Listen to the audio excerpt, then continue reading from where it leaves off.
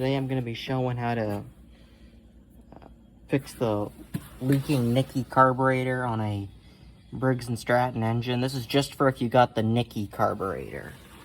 And how I know this is leaking, if I pull the dipstick out, you'll see that the oil is way overfilled. Not too bad though, I've seen a lot worse. But still, more than I want it to be, so I'll get this carburetor off, drain the fuel, and I'll cut back to when I got the carburetor off.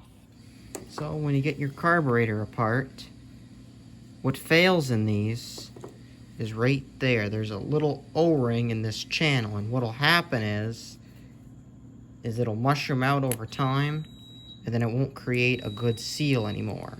And that's what's happened here.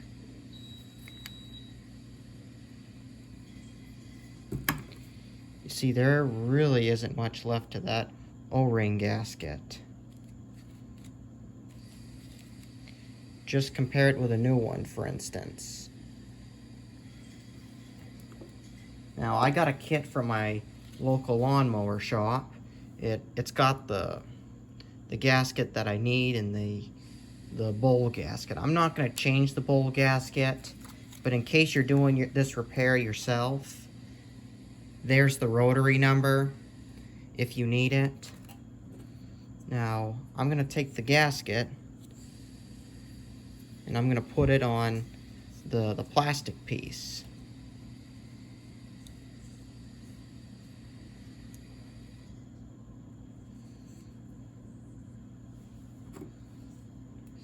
Then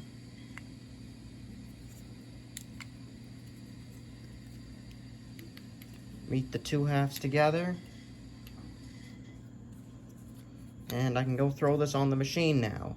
Now keep in mind, if you're having an issue with yours surging, right in the top of this plastic there's a nut, there's like a small jet, and there's an O-ring right on that jet. If you're having issues with these idling or surging, it could be this O-ring right here. I'm not a big fan of these Nikki carbs. I would just replace it, except this one, it runs too good to just replace. Runs, idles good, it just started leaking. And I can't sell it to someone knowing that it's leaking. So, I'll get it back on the machine and change the oil.